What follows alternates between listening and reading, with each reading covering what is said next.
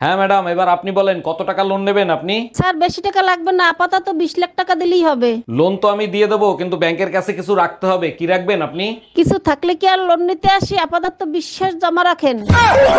দোস্ত, গার্লফ্রেন্ড নাই, ভাবতেছি ভ্যালেন্টাইন ডে তে একটা ফুলের দোকান দেব। এটা ভালো উদ্যোগ, টাকাও ইনকাম হবে, দুধের সাথে ঘোলেও মিটবে। তুই এক কাজ কর, আমার দোকানের জন্য সুন্দর একটা রোমান্টিক নাম খুঁজে দে। দোকানের নাম দিবি, নিজেকে কন্ট্রোল করুন, সুরক্ষিত থাকুন।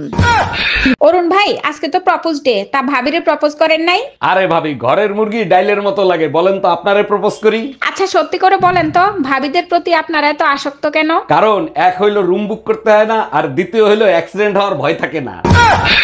হ্যালো গুগল, বউকে প্রপোজ করা কি অন্যায়? বউকে প্রপোজ করা কোনো অন্যায় না। তাহলে পুলিশে ধরে নিয়ে ন্যাংটা করে পিটালো কেন? পুলিশের বউকে প্রপোজ করলে ন্যাংটা করে পিটাবে, এটা সংবিধানে আছে।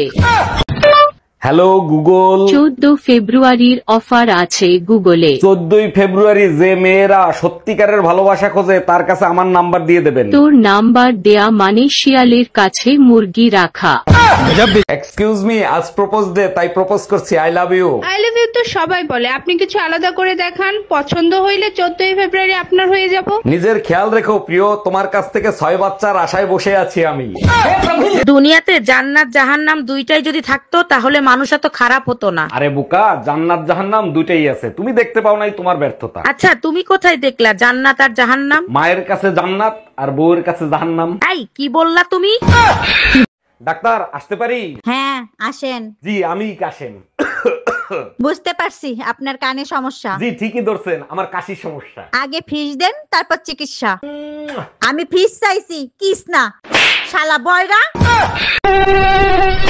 কি রে ভাই, তুই আমার রক্ত খাইতে আইছস? তুই জানোস না বিবাহিত পুরুষদের গায়ে রক্ত থাকে না? খোঁজ নিয়ে দেখো, মশাটাও বিবাহিত পুরুষ, রক্ত শূন্যতায় ভুগতেছে, তাই বাধ্য হয়ে তোমার কাছে আসছে।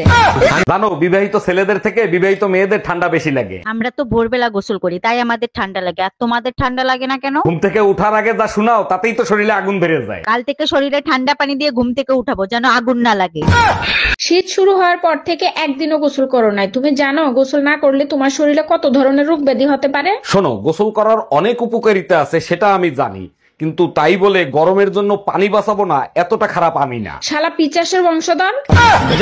ভাবি, কিছু মনে না করলে একটা প্রশ্ন করব?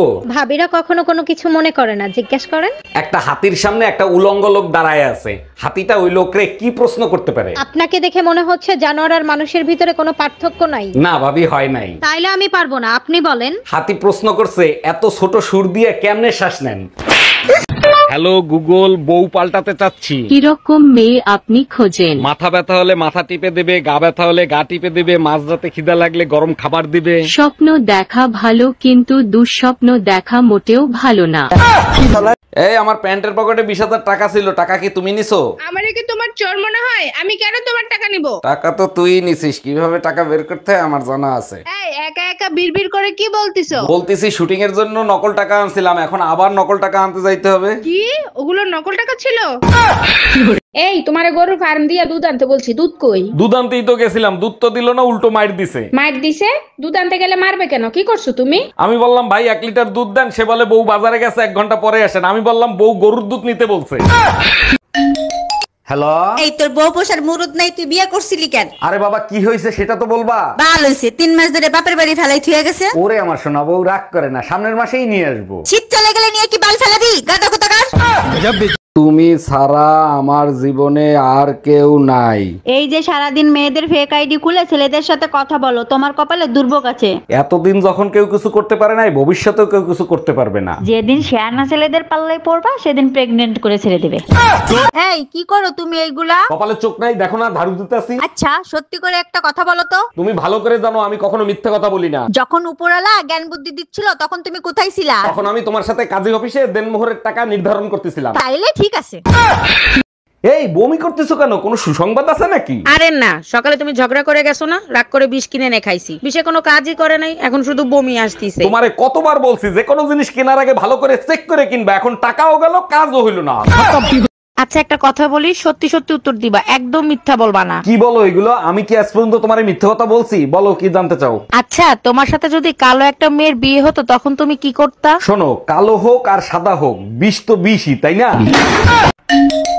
অরুণ ওয়াশিং মেশিনে আপনাকে স্বাগতম। বলেন আপনার কি সেবা করতে পারি? 3 দিন আগে আপনার কাছ থেকে একটা ওয়াশিং মেশিন নিয়েছি, তার শব্দে আমার শাশুড়ি হার্ট অ্যাটাক করে মারা গেছে। ইন্না লিল্লাহি ওয়া ইন্না ইলাইহি রাজিউন। তার আগে বলেন মেশিনে কি ধুইছিলেন? আমারে কি গায়ে ভূত মনে হয়? থাল বাসন ধুইছি। এই পেপার দেখছো, যাদের 5টা বাচ্চা তাদেরকে সরকার ফ্ল্যাট দিচ্ছে। কিন্তু আমাদের তো 3টা বাচ্চা, আর 2টা কোথায় পাবা? আরে আমার এক্স এর কাছে আমার 2টো বাচ্চা আছে, ওই 2টো নিয়ে আসবো। ভালো কথা, আমাদের বাচ্চারা কোথায়? পেপার কি তুমি একা পড়ো? যার বাচ্চা সে নিয়ে গেছে।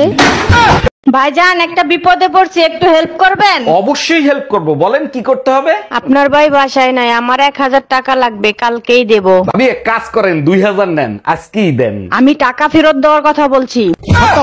অরুণ ভাই, অনেকদিন পরে দেখলাম, কেমন আছেন আপনি? জি ভাবি ভালো আছি। আপনাদের বিয়ের বয়স তো অনেক বছর হলো, তা আপনারা বাচ্চা কাচ্চা নিচ্ছেন না কেন? বাচ্চা নিলে তো ফিগার খারাপ হয়ে যাবে, তাই ভাবতেছি বাচ্চা অ্যাডাপ্ট করব। হাজবেন্ড থাকতে বাচ্চা অ্যাডাপ্ট করবেন? সত্যি করে বলেন তো, ভাইয়ের অ্যাডাপ্টার ঠিক আছে তো? বাপ কা বেটা সিপাহি কা ঘোড়া, কুছ নেহি তো থোড়া থোড়া। এই যে ছেলের বাপ, শুনছো?